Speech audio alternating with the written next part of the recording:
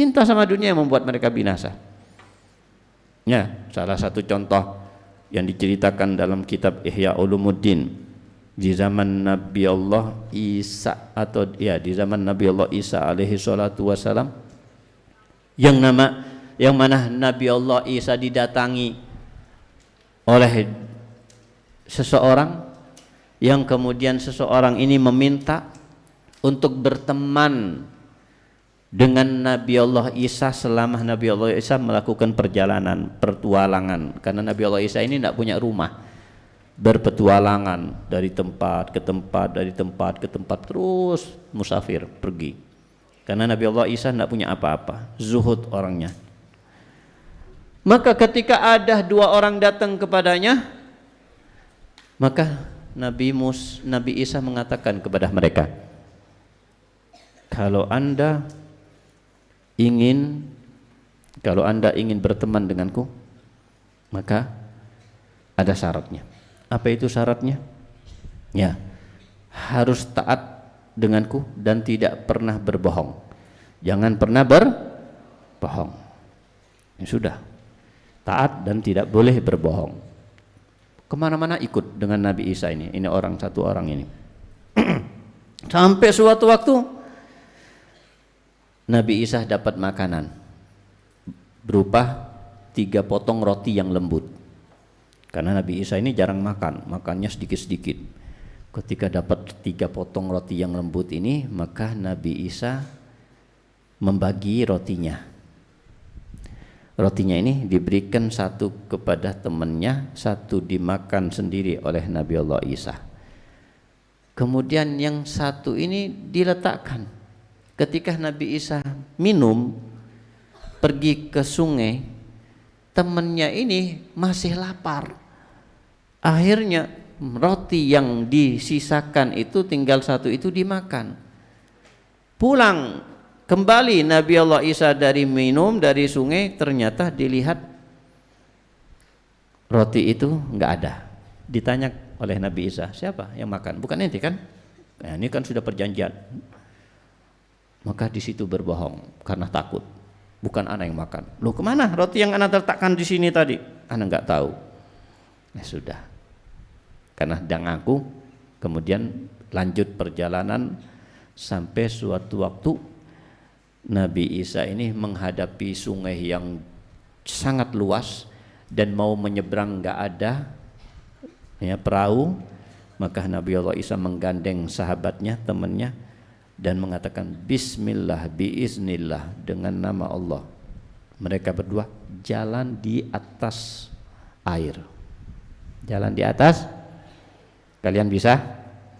Ya, jalan di atas air. Ini luas sungai. Setelah itu kaget ini temennya, karena temennya digandeng kan sama Nabi Isa. Kalau nggak digandeng kecebur pasti. Maka Nabi Isa mengatakan, engkau lihat bagaimana mukjizat yang sudah engkau lihat sekarang ini, semuanya karena Allah. Maka demi zat yang memperlihatkan mukjizat ini kepada anda, beritahu ana, siapa yang ngambil 1 potong roti itu? Nabi Isa sudah tahu, tapi dia ingin sahabatnya ini jujur, jangan bohong. Paling nggak suka beliau ini kepada orang yang nggak jujur. Jujur, siapa? Tetap nggak mau jujur. Anak tidak tahu siapa, bukan anak. Ya sudah, jalan lagi mereka berdua. Tahu-tahu di saat perjalanan panjang dan lama, mereka lapar, kemudian mendapatkan kijang. 2 daripada ekor kijang yang masih kecil-kecil itu dipotong, disembelih, dibakar, dimakan. Lezat rasanya. Dan selesai habis, maka tulang-tulangnya dikumpulkan oleh Nabi Isa. Kemudian Nabi Isa berdoa, gum biiznillah, bangunlah kembali dengan izin Allah. Tahu-tahu berubah kembali hidup seperti sebelum disembelih. Kaget temannya, kok bisa hidup lagi? Maka tanya lagi, demi zat yang memperlihatkan mukjizat ini, jujur ente sama anak, siapa yang ngambil roti? Enggak, bukan anak-anak, enggak tahu. Padahal siapa yang makan? Dia sendiri. Terakhir berjalan, tahu-tahu ada batu besar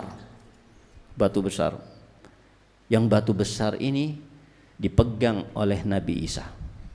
Disulap, batu itu berubah jadi emas. Batu besar jadi emas. Dipotong oleh Nabi Isa jadi 3 bagian. Besar-besar 3 bagian emas ini. Kalau kita punya 1 bagian itu paling kaya di dunia ini. Zaman itu. Apalagi zaman sekarang juga ada emas sebesar itu. Bagi 3.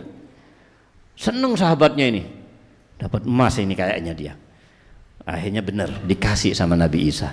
Ini 1 potong buat ana, 1 potong emas lagi buat ente. Akhirnya temennya tanya, ini 1 potong sisanya buat siapa? Nah ini ana siapkan 1 potong sisanya, ini buat yang makan roti yang hilang kemarin. Kalau tahu, wah anak-anak yang makan katanya. Ya baru di situ jujur. Akhirnya disitulah baru Nabi Isa sudah memastikan berarti dia bohong. Maka kalau begitu ente sudah sekarang ketahuan ente benar-benar ngaku kalau ente sekarang bohong. Maka ana tidak mau bersahabat lagi dengan ente. Ini emas semuanya ambil ente. Nabi Isa nggak butuh dunia, nggak butuh emas, ambil ente semuanya. Senang dia. Diberikan semuanya 3 emas besar-besar. Di saat orang itu bawa emas dengan susah payah karena besar-besar semuanya kan, ada 2 orang yang sedang melakukan perjalanan, ketemu 2 orang ini ngelihat emas besar kayak gitu. Nah, kesempatan ini, emasnya, apalagi yang bawa cuma 1 orang. Maka disitulah 2 orang itu ngancem, ente mau ana bunuh dan ana ambil emasnya kalau ente nggak mau berbagi. Ya sudah kita berbagi. Kenapa? Kalau nggak mau berbagi dibunuh. Akhirnya dibagi bertiga. Pas kalau enggak? Pas 1, 2, 3. Karena 2 orang yang baru itu 2 jumlahnya. Akhirnya mereka ya berjalan bersama sampai 1 kampung. Mereka kelaparan. Ya, ketika mereka kelaparan, maka salah satu di antara mereka diutus untuk membeli makanan. Maka satu di antara mereka jalan untuk mencari makanan. Kemudian dapat makanan. Ketika makanan itu dibawa kepada kedua temannya juga, pikiran jahatnya muncul. Apa pikiran jahatnya? Pikiran jahat ini, pikiran setan ini datang kepada kedua-duanya, kepada orang yang beli makanan, kepada 2 orang yang sedang menunggu.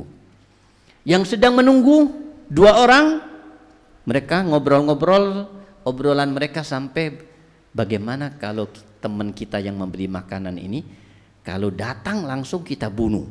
Jadi emasnya kita hanya bagi berdua, nggak usah bertiga. Iya betul juga, kita lebih banyak dapatnya kalau kita bunuh orang itu. Ya ini pikiran dari setan, betul apa enggak?